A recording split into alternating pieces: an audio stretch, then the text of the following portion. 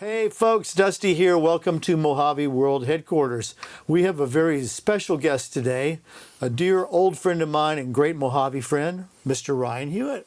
Ryan, Hello. How you doing? I'm doing great. You know, Good. when I started talking about doing this series, you were like number one on my list of people. It's like, Ryan, number one. And then you got a little busy. I was a little busy this year. A little busy for the year and a half. Year and a half. And hopefully we can talk about that. We've known each other so long, I'm not even sure how I know you. I can't remember. I mean, probably from booking Mad Dog.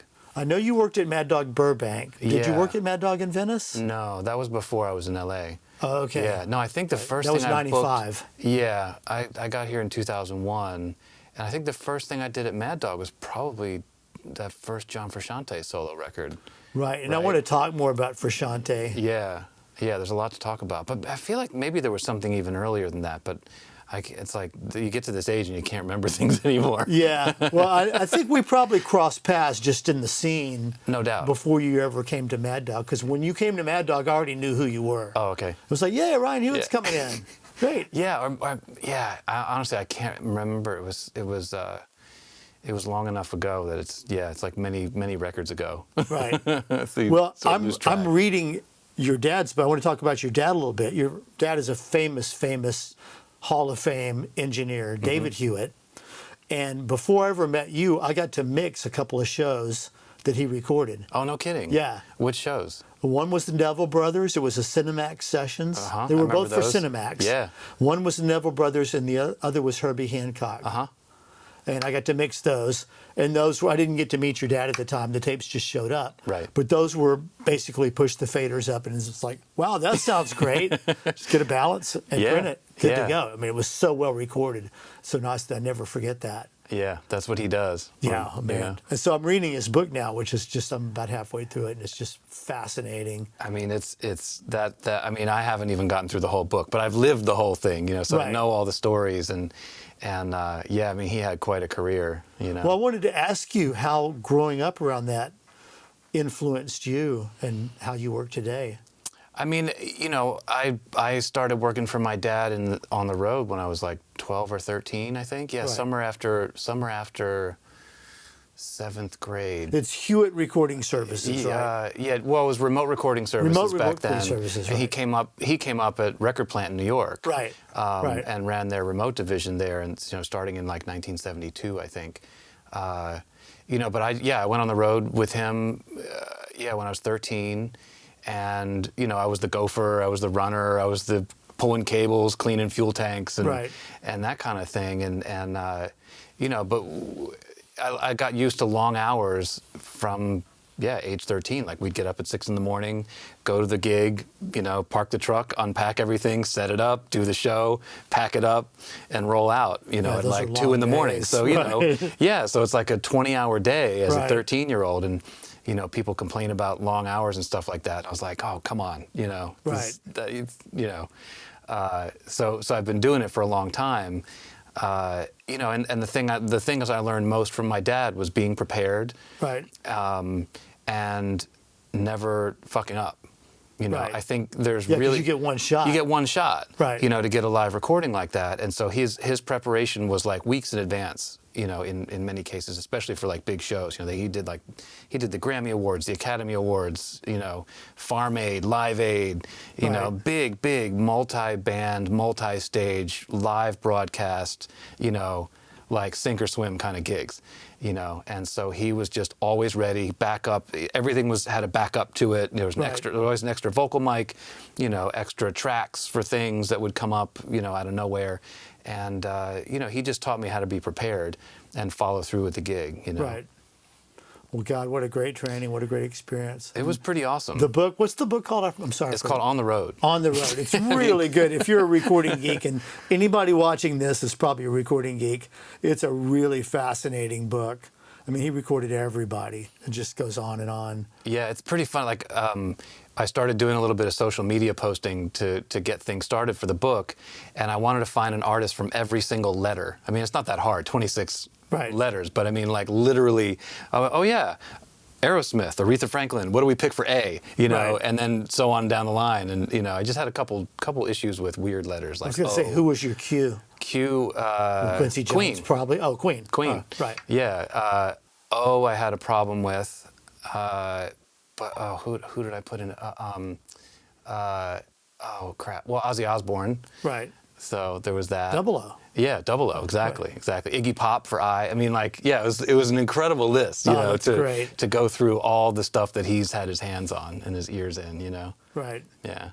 So after that experience, I know you went to school and actually studied electrical engineering. Mm-hmm. Was that one of those, like, that's what you wanted to do? Or was that one of those family things like, yeah, you can pursue a career in the recording business, but you're getting your degree first? Pretty much that. I mean, That- you know, yeah. I'd always, you know, I learned how to solder and take stuff apart and build things when I was a kid. And, you know, my dad always had this tech named Phil working for him, since 1972.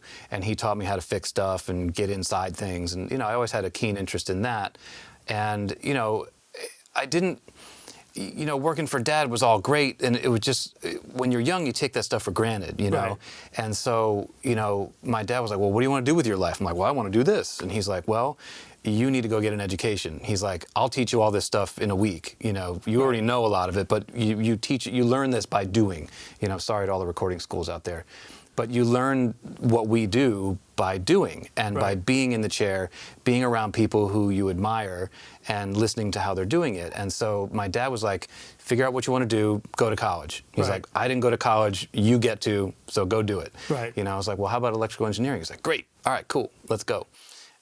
And so, yeah, I wound up going to Tufts University in Boston. And it was really, you know, I went to school in '92, and it was sort of the end of the analog electronics era. Or, you Right. know, not the end, because of course we still have it. But no one was teaching a lot of analog electronics. And so, you know, I gravitated towards all the old professors. Right. You know, so my professors, like one of them was actually on the team at Bell Labs that invented the transistor. Oh, my You know, God. yeah, Wow. he was like 80 years old. Wow, You know, cool. and he hated me. Why Because I did he was a hate pretty you? half-assed student, to be honest. You know, I mean, I was like a B+ student. Right. You know, but at a school like Tufts, you know, that's pretty good. But I just was picking his brain all the time about, you know, how it all came together. And we had another teacher, like, you know, who was into like power engineering. So, you know, power substations and large scale electronics. Right. And there were 3 of us in his class. You know, and I mean, it was just great. And he was, you know, just old. Everything was hand drawn, hand written, hand calculated in his class, and it was really cool. It was really fun. You know, we were studying slew rates and op amps and things like that Right. that are, you know, child's play at this point. But you know, no one else was interested in it. All my friends were interested in DSP, and you know, of course, it was early DSP at that point. Right. I think we were running 486 computers. Still, you know, pretty slow stuff. But a lot of my friends went on to work for like Raytheon and developing guided missile systems and stuff like Right. that. You know, Right. like actual engineering. Right. You know, and I remember sitting in school and I'm just like, the last thing I want to do is sit in front of a computer the rest of my life, because it was still tape. Right. You know, and I wound up going into the studio. After school, I got an internship at Sony Studios in New York, and it was still tape. Right. You know, and Pro Tools was sort of creeping into post-production and stuff like that. And then, you know, a year later, we're all sitting in front of computers again. I know. So, yeah, I it's, resisted it for a long yeah. time. Yeah. And then finally, I just got tired of waiting for my assistant to come back in the room and, you know, Yeah. run the video games. Run the video games. I know. It's my finally had to favorite video learn. game, movie, television show, and, you know, whatever. Right. It's entertainment Yeah. at a certain stage. So you went from after school, you went to New York and Uh-huh. did an internship. Yeah. Right. Yeah, so I interned there and quickly got promoted to like runner and then assistant, like within a few months, really. And yeah, same thing. It was like that crossover of tape and digital, you know. So I wound up assisting for Michael Brower after his assistant quit. Legend, and who taught me a ton of what I know. You know, and beyond mixing, you know, bedside manner, dealing Right. with clients, dealing with business, you know, telling jokes. He's a really good joke teller. Right. And we had a good time. We worked together for a couple years. You know, unfortunately, before Coldplay and all the, you know, the relaunch of his career, actually probably around the same age as I am now. But yeah, we had a really good time. He's very particular, you know, and I had to learn how to, be even more detail oriented than I was. Right. And yeah, we just had a really good time. But yeah, it was all tape. It was 48 track digital and 24 track analogs and stuff like that. Right. But yeah, it was a good time to I think I start read in on business. your discography you did some work with Phil Ramone. I did. Yeah, I met Phil at Sony doing a record that never came out. It's a band called Mini King. And I don't, I mean, obviously I knew who he was. Right. And my dad had worked with him many times. And I remember, like, I was the conniving guy. It was a multi-room studio. It was like 5 or 6 rooms for the audio side. And I used to get in the schedule and look months ahead to see what was coming. Right. And I would call people and hey man, make sure I'm on your session, Right. like get me as your assistant. And it started really pissing people off. But I saw that Phil was coming in, and he had always used this other guy as an Right. assistant, but I somehow muscled my way in. It worked good for Jimmy Iovine, so Yeah. pretty good strategy. Yeah. It was really good. And Phil and I got along really well. And, and then I wound up being his like home studio engineer. Oh, wow. For like small projects. Right. And that he had a little studio in his barn outside his house. There's a couple O2Rs and radar system and whatever. O2Rs. Well, I haven't I heard know, that for a it's while. going way back. Yeah. Yeah, but same thing. Like learned so much from him about, again, beyond record making, it's just like the psychology of dealing with artists and stuff like that, and how to talk to people. I got to have dinner with him once as part of a group at AES in New York one year. And I got to ask him a question I love to ask guys like that. Like, okay, out of all those records, what's the record? Oh, what was his What's answer? the one? The Stranger, Billy Joel. Oh, yeah. I mean, I used to listen to that over and over and over again when I was a kid. Jewish kid from New York, like it's required listening. Right, right. I asked Andy Johns that, and it was Exile on Main. Oh, man, it's got to be Exile, isn't it? Yeah. Yeah. Okay, cool. Yeah. I mean, I'd love to ask that question.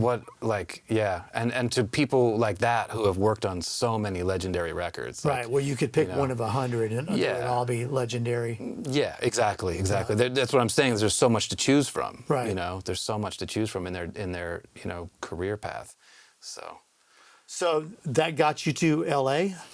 It's funny. Like, working for Michael, I met Don Wershba from SSL, and as they introduced the 9000, the J9000 in like 1997, 98, and being the engineer that electrical engineer or whatever, and person who's interested in stuff like that, I was the first guy to learn how to use it at the studio, and they put one into Studio C, and Don knew. Studio C where? At Sony. Oh, okay. And Don knew Brower from Media Sound days, from his early days, and was convincing him to get on the J. And, but I had to learn it, get him on it, and run it. And I learned it so quick that SSL was just like, hey, do you want to teach other people how to use this? I was like, no, I can't do that right now. I'm, busy, whatever. And then they started coming out with digital consoles, and they called me up like, hey, what are you doing? And I had sort of just been trying to segue out of assisting. They sent me to England. I got trained on all their digital products. Oh, cool. And further training on analog stuff. And then I just was their guy in New York to teach people how to use consoles. And I think at one point I came out here to visit some friends, flew back to New York.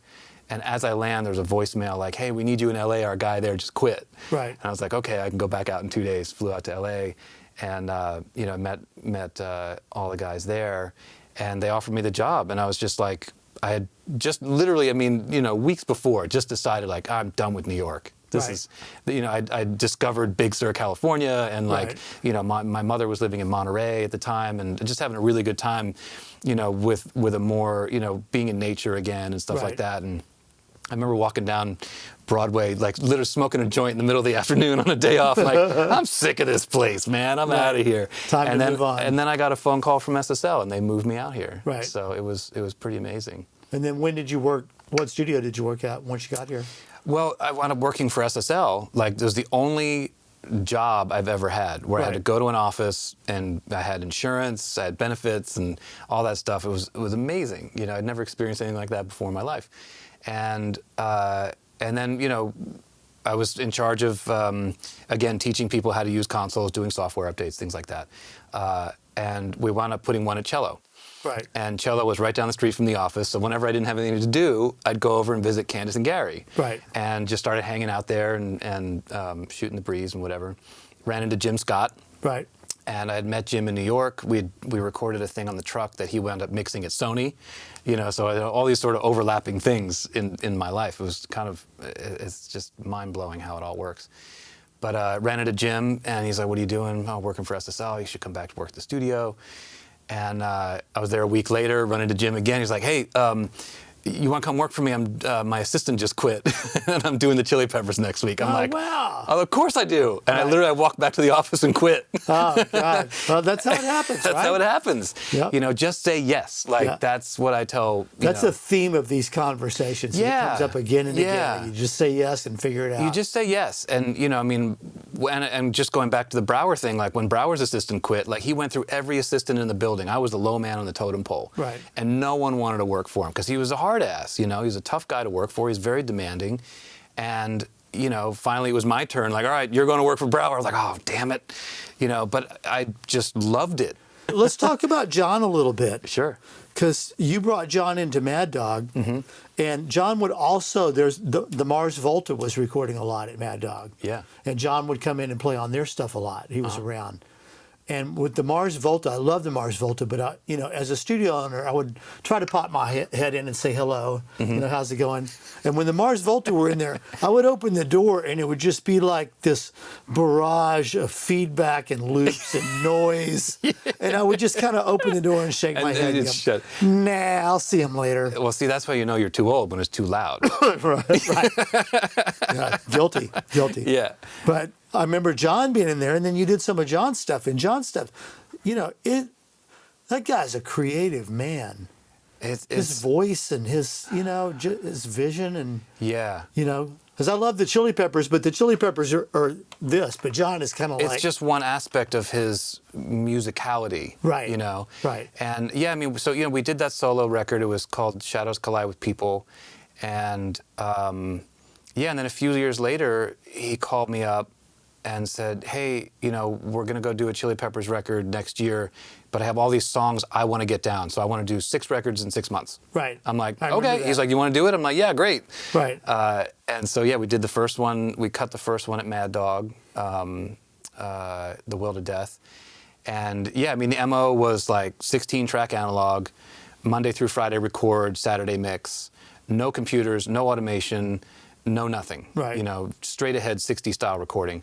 And, him and Josh Klinghoffer were the, main guys on these records, and they'd rehearse these songs, and they'd come in, we'd do the basics, and then we'd do all the overdubs, and we'd fit it all into a 12-hour day. Because Right. he didn't want to pay overtime. He was like Right. very particular about, he thrives on limitations.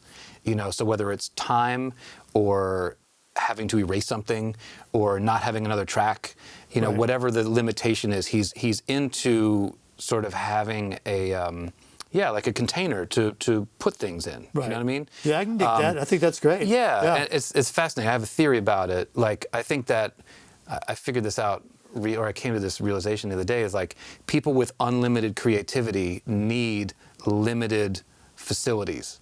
Like media, like tape, or a studio that's only got certain things in it, or some kind of limitation, because otherwise they'll just work on something forever. Right. And I think people with limited creativity need unlimited resources. Right. And it's not a dig at anybody or any style just or whatever. methodology. It's just an interesting observation that I've had working with, a plethora of people from one end of the spectrum to the other, if you know what I'm saying. Right. And anyway, it's fascinating working with him, and because you can't second guess him. You can't you can anticipate what he's going to do, but you never know where Right. it's going to go. And it's like one of the most wonderful musical journeys I've ever been on is working with him, and we've done just so many different kinds of things. Right. And his influences are so wide, that there's no one kind of John Frusciante guitar solo, for Right. example.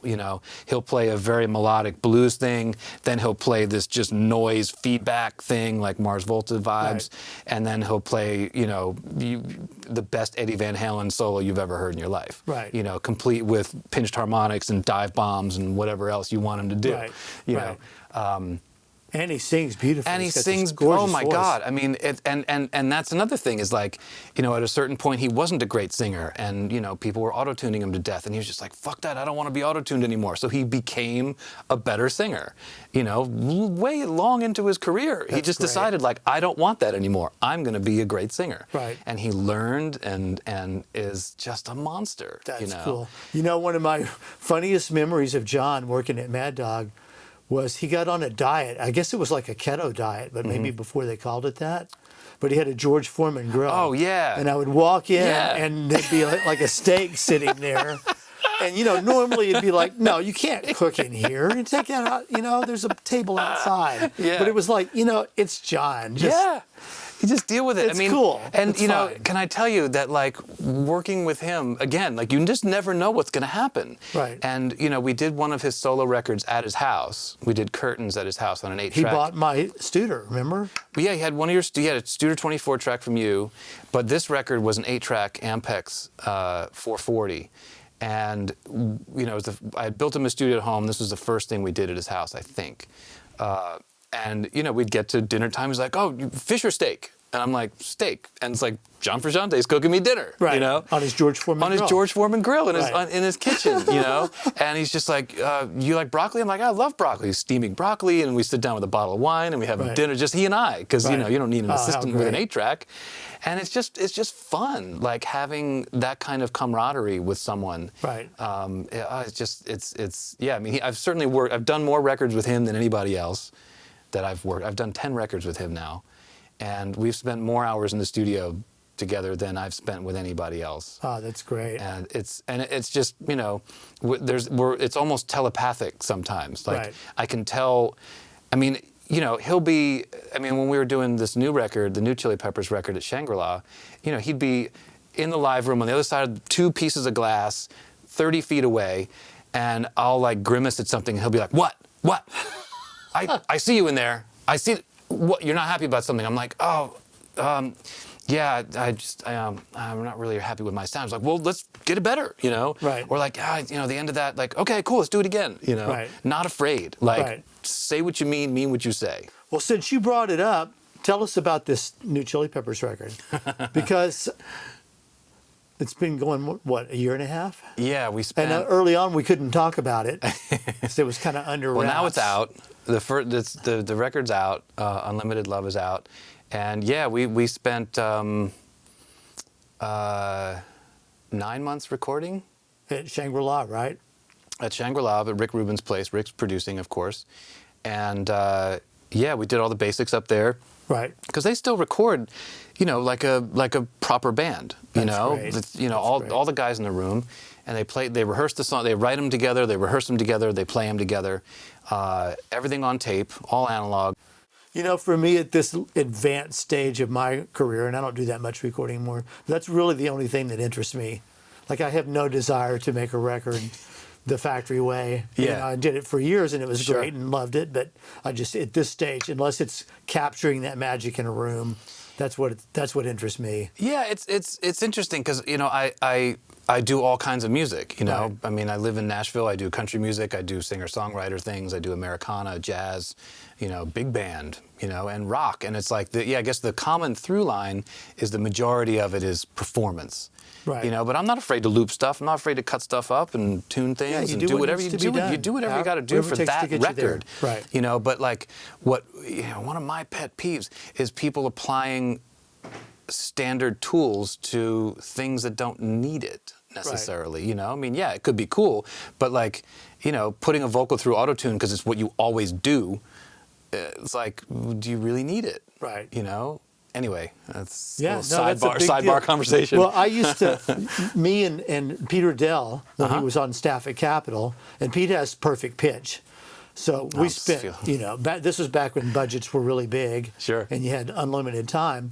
We spent so much time with my Emulator 3 tuning vocals. Wow. With a pitch wheel and Yeah. key. When people think that like auto-tune was the first thing, first time you tuned vocals, and it's like Bob Clearmountain had a VCA hooked up to the H3000. Right. And he could automate tuning vocals. Yeah, And and- people would sit there like doing it old school. Right, and we would think, know? God, wouldn't it be great if there was an easier way to do this? Little did we know we were like conjuring the end of Western music because we Yeah. But look, there's a million ways to do Yeah, this, whatever works. Whatever works, and as long as it's fun, and people are having a good time, it's like when it gets too serious, it's like yeah. just becomes a job at that point. Yeah, one of my best friends is an Americana artist named Jim Lauderdale. Oh, I love Dear Jim. friend. Yeah, he's awesome. Everybody loves Jim. How could you not? And he's the best. He's and incredible. he's like, the most fun person I've ever been locked up in a studio with. Yeah. And it kind of ruined everybody else for me. It's because, like, I don't want to listen to your whiny bullshit, He's better than you are, and he doesn't behave that way. Well, so, come on, let's get with the program. It is But every artist fascinating. is different, and you got to be the psychologist Yeah. and be dad sometimes, or Yes. whatever the role is, and help them get there. But Yeah. at least in the back of my mind, I'm just kind of rolling my eyes. Yeah. Jim wouldn't do this. But I also think it's a little short shrift to like make comparisons with people, and I do it myself, but like I just feel like every project is its own little island. Yeah. You know well, what I I'm mean? doing it in Yeah. retrospect. I know. I'm busting your balls. I'm not trying to make a living doing it anymore, Yeah. so I don't Yeah. have to. Yeah, I have the freedom to. Yeah, so you can talk shit. I can talk shit because nobody's going to hire me anyway. I know I can't be like that get off my lawn guy. You know what I mean? Right. But we do what we got to do. When we have like, and I feel like sometimes you go into a record with the highest of intentions, and then sometimes you're like, well, I guess we just got to fix stuff, Right. And it's who cares? Gotta make it work. Who cares? Right. And it's like if you do it right, people don't notice. Right. If you do it well, people don't notice. And Well, we're I've still worked having with fun. some of the moodiest, female songwriters out there. I won't name any names, but some just giants of songwriting that Sure. I adore and worshipped every second. But it was the complete other process. It's like, are you okay in there? You Yeah. gonna come out and sing?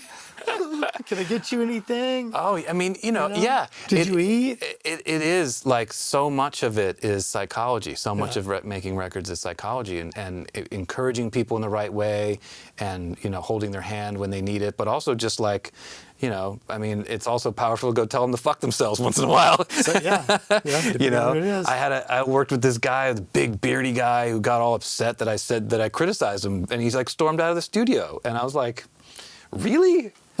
You're this big man. You can't tell me, you can't take it. You can't take it that I've told you that you need to do something better, or whatever Right. or that I didn't like a lyric or something when I was producing, and I had to go out there and be like, dude, we're men. We're adults here. We're like, working. This is I'm not picking on you. Like I want to make it better. Like Right. we're here to make a great record. Do you want to make a great record? Well, yeah, I want to make a great record. Cool. Well, let's go make this song awesome and stop being a little whiny bastard. You Right. know? He's like, all right, sorry about that. Thanks for coming to get me. I really, but like Right. that's part of how we establish, rapport and relationships with people, and then you hope that you did it right and they call you back. Right. Or actually, I don't even get that far. I'm just I want to make a good record. Right. Right. So let's talk about gear. Microphones. We just skipped right over the whole Chili Peppers record.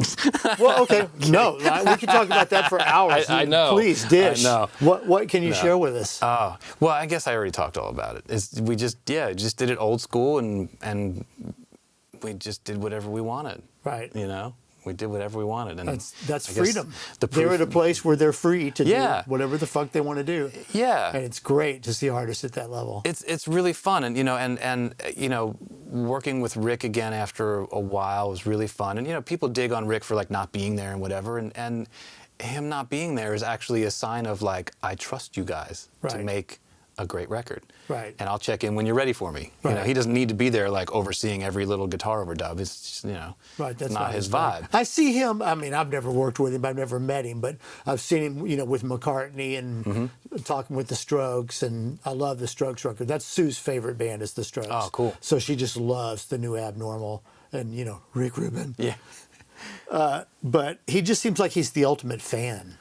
He's the ultimate listener. Like he listens in a way that I've never experience someone listening, and it's, he picks out things, like he's not saying like, he's not being specific with like frequencies or, bar numbers or whatever. He's just like, man, the chorus is not hitting. He'll just be general, right? And he does have specific comments, but it's just like, I'm trying to think of some of the good ones this time. He's had some really great notes. But it'd just be like, like the chorus is just like, the chorus is great and then it falls down, or like, I'm doing a disservice here because he always has really good notes, but I've got a little bit of distance in it now, so I can't really remember. Right. But like he had one at one point where like, Anthony sounds old, make him sound younger. I love it. I'm like, I love it. All right. And I'm like, I'll figure something out. And I sent him, I was like, all right, you took off about 3 years, take off 4 more. That's great. And it's like. So what did you do? Was that a technical note or was it a performance note? No, it was in the mix. And so, like, I was just like, okay, well, what makes someone sound old? Like when you get old, your voice goes lower. Okay, right. Maybe his voice is too chesty for this song. All right, let's find a place to like scoop a little bit of that age out. Right. And then I put like an oral exciter or something to get a little more of this to make his vocal cords sound younger. Right. Because we get older, they get more flexed, I guess, and you don't have that edge to your voice. But I mean, it worked, and he's just like, great, next, and it's just, I don't know, it's just fun. That's great. It's difficult remote mixing, when someone's not there. I mean, and this is the world we live in now, especially now. But when people don't come to the mix and they're just texting you or emailing you notes, we could take, we read these emails and these texts with whatever baggage we brought into the studio that day, or whatever we're feeling towards that person or that job or our partner or whoever, and you could be like, oh, well, fuck that guy for saying my mix is blah, blah, blah. Right. We get all like this. And one of the greatest things I learned through the course of making this record was to just read it for what it is. Right. Read the note for what it is and read it as constructive criticism and not take it as like someone cutting me down. Right. And it's a struggle to do that all the time. It is a struggle. But it was a fun exercise to like, I could feel myself getting uptight. I'm like, it's just a song, man. It's just a comment. Right. It's no big deal. Yeah, that's what you do. He just like, we need a version without the background vocals in the chorus. Like, it's no big deal. Right. It's nothing to do with me, and it's like, but I would get mad, like, oh, but I worked so hard getting those background vocals perfect. Yeah, but you know what? It doesn't fucking matter. Right. Because it's not right for the guy whose opinion matters. So it just requires this, like, this focus that's, there's no undo, Right. And I got a lot of my jobs by being the guy who didn't need undo. Right. In fact, I got my job on Stadium Arcadium because the engineer didn't want to run the tape machine and no one in the crew knew how to do it. And so I got a call like, hey, we need you to come in and do this. Right. And on this one, they, part of the reason I got the job is because of being able to do that. Right. And, and my rapport with John and with the band and Rick and everything. So it's, Yeah, one of the things I loved was, you'd be, week 8 of an album of 12-hour days. Mm-hmm. And Pete, on the Dwight stuff, Pete always wanted to play at night, like after everybody's gotten home. So let's play guitar. Right. And so it's, 11 at night. You've been there since noon, doing brain work. And then all of a sudden you're on the edge of your seat punching in and out. Yeah. Some magnificent solo that you're just like, whoa. Yeah. Did you just play that? Yeah. Yeah, I want to fix this one little bit. Mm-hmm. And it's like there's no undo. Oh, but that's what made you feel alive. Totally. Absolutely. And if you want backwards reverb, you got to flip the tape over and do the thing and blah, blah, blah, blah, blah. You got to really want it. And Did you ever get into doing dance mixes? Mm-mm. See, that was in the early 80s, doing a lot of dance mixes that were all just pieces of tape. Right. End up with pieces of tape, everybody, sure, on the wall, and then start getting confused as to what was what. Uh-huh. They're falling on the floor, and you splice it in backwards. It's like, nope. Got to undo it. And I can't imagine there was any substances involved at that time. No. Yeah, I didn't think so. No, I mean, but editing tape is like, it's like, I mean, all of this stuff is like riding a bike. Like I mean, like I said, I hadn't done it in 14 years, but I just went in and John and I were talking about this the other day. He's like, yeah, I think you made one mistake and that was about it. Like the first day, like, oh yeah, sorry, Right. you know, we got to do that It's again. coming back to me. Yeah, let me warm up here a minute. Right. You know, but it was just so fun to like dive back in and like, it's a feeling of being alive. It's like driving a manual transmission car. Right. You know, like you don't need to. It's very easy to drive an automatic transmission car, electric car, whatever. You know, but that visceral feeling of like working with the machine, you know, matching revs when you downshift, things like that, Right. you know, Right. is like, there's just something to it for those who are into it. I love it. And the It was people such who a don't get high. it will never get it. Such a high. Yeah. Early Mad Dog days, I'm talking like 1980, 81. Robbie Krieger recorded there a lot. He was kind of our patron saint. Oh, cool. On his solo stuff. And my partner, original partner, Mark Avnet, was his engineer. But I had to sub once. And it was his jazz fusion thing. And it was really that Robbie that taught me how to count. Because he said, I want you to punch in here. And I was like, Robbie, I'm lost. Yeah. I don't want to fuck up your solo. You know, I'm lost. And he said, well, okay, we'll count it like this. And he taught me how to count it. And it was like, light bulb goes off. Yeah. Oh, okay, got it. And once I got it, I had it. Yeah. You know, we can do it 100 times if Yep. you want. Well, John spent his time away from the Chili Peppers doing electronic music. Right. And so he counts in 16s, you know, doing you know, his electronic music with, you know, some weird software or whatever. And I was having the same thing. Like, I'm having a hard time like understanding. I know what it is, but like to get it repetitively, he's like, oh, count it like this, same thing. Right. And he taught me his way of counting, and I was like, oh. And then for the rest of the record, I never Right, had a it's crystal problem. clear then. Yeah, punching Right. in Yeah. because I would just count like, oh yeah, right, it's on 15. You know, or 3 or 13 or whatever, and yeah, you get a new language to work with. Yeah, my partner Colin, who's a more recent engineer, just bought a Studer, an A800. And he just called me up and he said, how do you punch in on this thing? I had to think about it You for a should just second. sell Well, that. Yeah. Right, Yeah. right. And then I was over at his studio. And I was like, I wonder if I could still align this. I'd have to stare at it for a while, but I could probably do it. Oh yeah. It would come back. Oh, to me. it would But absolutely I used come to do it back. every day, and you know. I mean, so John Hanlon called me one day in the middle of nothing, and he's just like, hey, someone told me you know flying faders. I'm like, I haven't used it in 10 years, but shoot. And he's like, how do you do this? I'm like, visualizing the screen. I'm like, oh, you want to click on this, and then this, and then this, and then this, and then push that button. He's like, oh, amazing, thank you. I'm like, or you could just read the manual. Right. Oh, that's great.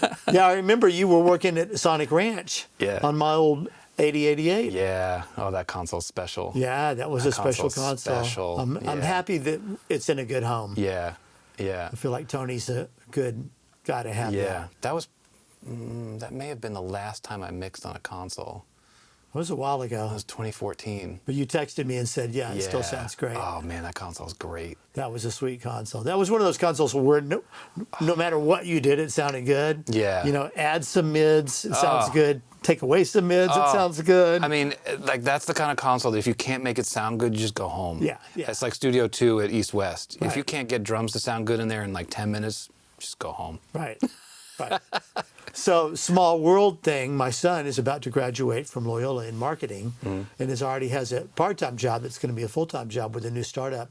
It's a new music platform called Panther. Oh, yeah. And it's thanks to Candace. Oh wow. Yeah, I met Thanks those guys to a couple years ago. Auntie Candace. Oh, Candace, that's. I mean, I in a certain way, I owe my whole career to Candace. I you think know? a lot of people can I think say a lot that. do. Yeah, a lot of people do. I mean, she's like the central. She's a the central queen hub. bee. Yeah, she is just one of the most amazing people in this business. Yeah. She's just wonderful. And her and Brian, they come over for dinner. We're kind of, one of the few. During COVID, we would get together and sit Yeah. on the patio, spaced out, Just have a food fight. Yeah, pretty much. And, so she's Auntie Candace. She's known my kids forever. yeah. Cool. What else So, did I want to gear. ask You wanna talk about gear? Let's talk about gear. So is there any new gear that excites you?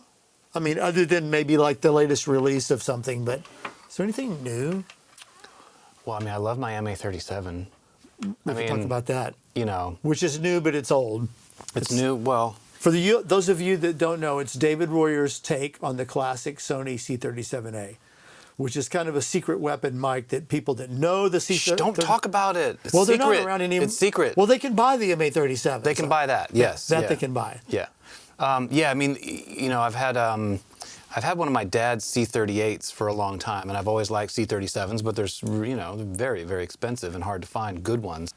You know what I really do like also is the undertone preamps, the mic preamps. Undertone's good stuff. Yeah. I have a handful of their stuff, but the preamps are like, it's like with a switch you can go from GML clean and transparent to like Neve soft, Right. if you will, Right. like interesting harmonic content and stuff like that. There's a whole bunch. You can have it completely transformerless. You can have it transform in the front and not the back not the front, both. Right. In and out. It's all there, and you just select yeah, the it's all in switches. there with switches, Oh, and that's it's cool. it's great. I mean, you can tell that an engineer's engineer made that thing. Right. I mean, Eric is one of my heroes in engineering. So Eric Valentine. Yeah, Eric Valentine. He's brilliant. And he's just He's a brilliant. wonderful dude. Yeah. He's such a sweet man. Yeah. And I just love his vibe. He's such a nerd, and his videos are great. I love watching his YouTube videos about how he Yeah, I does watched a stuff. couple of those. Right. He reveals enough about what he's doing, but he just makes you think for yourself. Right. It's like you're not going to get this exact sound because you don't have as much cool stuff as I do. Right. But it's not in a condescending way. It's just like, this is how I do it. You find your microphones, find your sound. Right. He's very encouraging to for the individual to figure their thing out. Here's some ideas, now run with it. Right. I love that. Yeah, I'm kind of a reluctant digital guy. I learned Pro Tools because I had to. I Yeah. got tired of waiting on other people. Yeah. But I'm not fast. I don't know any shortcuts or anything. I'm drop down menus. It's terrible. Oh. But I can, killing me. I can mix. I can do. Well, I know maybe 3. I know how to create a new track and a couple of those things. But thank God there's YouTube videos because now Yeah. I don't have to call up my friends and say, "How do you do this?" Yeah. But I can mix something. I can do a bass overdub for somebody. Right. That's all good. But I've got all the UA stuff. I love the UA stuff because it's all the same stuff that I grew up using. Yeah. So I'm right at home with it. Any sort of an EQ or a reverb that's got some sort of like graphic display. Not it's like, interested. I'm not interested. No. But now Isotope, I got the Isotope stuff. And this is just part of being an industry insider. I got Yeah. access to it. Nice. And they've got all this stuff with the artificial intelligence that just analyzes. It's like, well, what do you want? Okay, play some of the track. And it goes, how about this? And you're just kind of like, wow, that sounds pretty good. Oh, no. And it's more like stereo 2-bus or mastering stuff. But Right. they're nectar for lead vocals. Like if you're in a hurry and don't want to open up your, create a chain of plugins. Right. It just does one for you. Oh, and my then you can goodness. decide. And I got to say, I feel like I'm cheating when I use this stuff, but it sounds great and it works great. So I've kind of got like low tech and the very highest tech Yeah. and nothing in between. Interesting. Yeah. Yeah, I haven't messed with any of that stuff. I mean, I love that there's a bunch of Isotope stuff that I have for like problem solving, but I've never Yeah, getting tried rid of hums and noises. Yeah, and yeah. shit. I mean, that stuff is incredible. It's Yeah. genius, but I haven't tried this AI stuff. No. It's pretty crazy. I should try it out. It's a little scary. It is scary, but there's all these tools, that are at our fingertips. That's like, I don't know.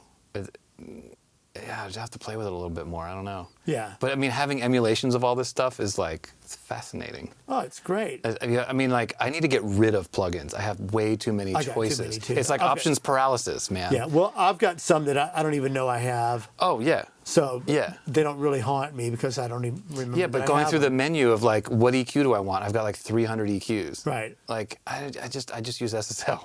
Right.